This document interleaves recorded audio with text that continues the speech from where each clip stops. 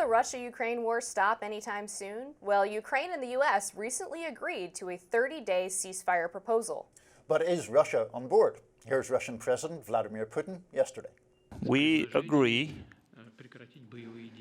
with the propositions to stop hostilities, but we proceed from the fact that such ceasefire should be such that would lead to a permanent peace and remove the original causes of the crisis. The New York Times is reporting that Special Envoy Steve Witkoff met with Putin last night. The Kremlin told the Times that Putin expects to speak to Trump himself sometime in the near future. Kremlin spokesperson Dmitry Peskov said that feeling, quote, cautious optimism was reasonable. National Security Advisor Mike Waltz echoed this sentiment on Fox News. The last time Trump and Putin spoke was on February 12th. Putin did lay out numerous conditions for the ceasefire, though. He stressed that the peace deal must address the so-called root causes of the war. For one, he does not want foreign troops on Ukrainian soil. He also said that Russia would have to surrender or die in the Russian city of Kursk, which Ukraine had controlled for a short period. Putin suggested he'd need questions answered about Western aid to Ukraine. He's apparently vexed about the idea that Ukraine could rearm during this potential 30-day ceasefire. As far as Ukrainian President Volodymyr Zelensky, he said in an address to his country that Putin's response was very predictable. Putin set so many preconditions, Zelensky said, that nothing will work out at all or that it will not work out for as long as possible. Author Richard Hanania wrote on X, Putin rejects the ceasefire. We've gained clarity. Putin does not want peace and is not looking for a way out.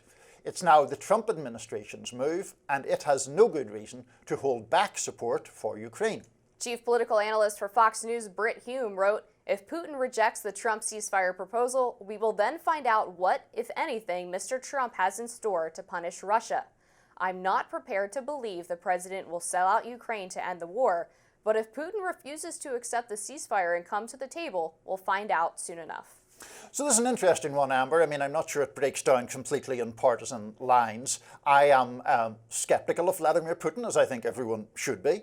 I note that he has imposed fairly stringent conditions on this these good vibes about a ceasefire, talking about the Western aid issue that we mentioned and so forth.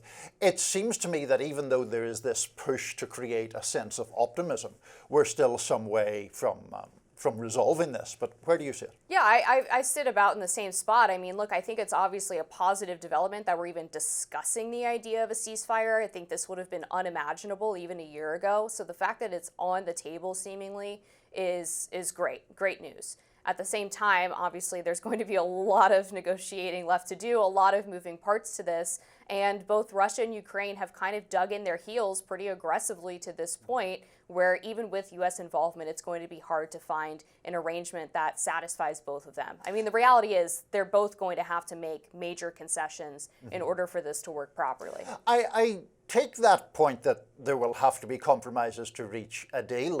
Where I have some dissent from the idea but they're both sticking in their heels is that Russia is sitting about 1/5 of Ukraine's territory. Like, it is an occupying army. And so is it sticking in your heels to say, if you're Ukrainian, no, that shouldn't happen, we'll have to get them out of there? That it seems unfair to characterize that to me as sticking in your heels. Now, there is obviously a question about, is it realistic to remove Russia from all of that territory? How long would it take? What kind of aid would be needed? Do the Europeans step up if the US steps back and all of that? But the idea that it's sort of two sides that are both being equally obstructionist here, I just don't agree with that. I would say that the digging in the heels is less about the complaints over the territory, which I think are legitimate, but again, to your point, not realistic, I think, for Ukraine to expect that Russia is just going to vacate and they're going to be able to force them out if they don't. I think the digging in the heels is more about their really aggressive push for future U.S. security guarantees. And we saw this during the meeting between Zelensky and Trump in the Oval Office. There was a deal that was on the table for the U.S. to get a portion of Ukrainian minerals. And Zelensky decided that he was going to basically renegotiate the deal in the Oval Office by starting to talk about future security guarantees, which were not part of this particular arrangement that had been negotiated by Steve Witkoff prior to Zelensky coming to the Oval Office. And if you talk to members of the administration, they say, yeah, every time we call the Ukrainians and we talk about this deal, they always want to fast forward to security guarantees. That's not something that the U.S. is willing to entertain until they're under the impression that Ukraine is actually interested in a lasting peace deal. And so it seems like they keep getting out ahead over their skis because they want to make sure that the money keeps flowing in. Let me stick up for the Ukrainian position a bit then on that score.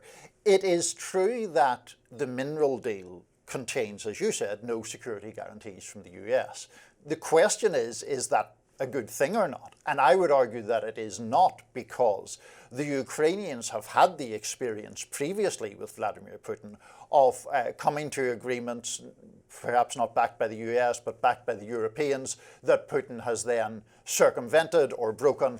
And they understandably say, if we are going to have to give the kind of compromises that you're talking about, give up some of our national territory to end this war, we can't then give up a parcel of land this time around and have Putin come back and invade us again in 3 years' time.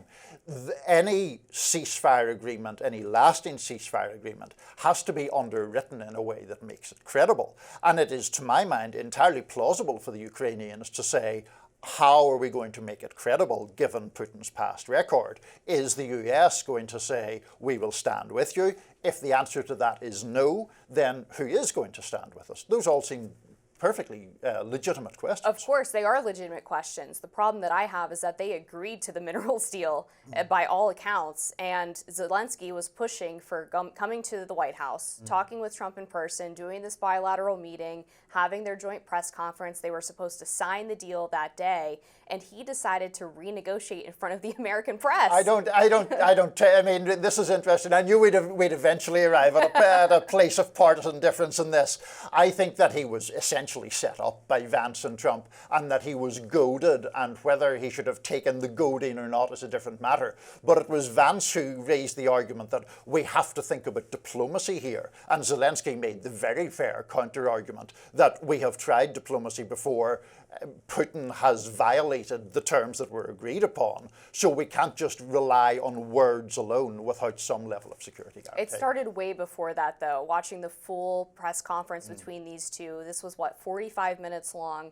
And if you watch Zelensky during the entire beginning portion of that, he's sitting with his arms crossed, he's frequently interrupting the vice president, the president, he's behaving like a child, frankly. Oh, Amber. No, he is. And then he, in response to the vice president talking about diplomacy, he refers to him by JD. He says, "What diplomacy are you talking about, JD?" And that's where it goes off the rails because of the disrespect that he showed to his American counterparts after we've given them hundreds of billions of dollars. I think JD is right to ask for a little bit of gratitude. I think because we see those things through different lenses, but that's okay. We can live with that. Coming up next, we have lots more to talk about on Rising, so stick with us.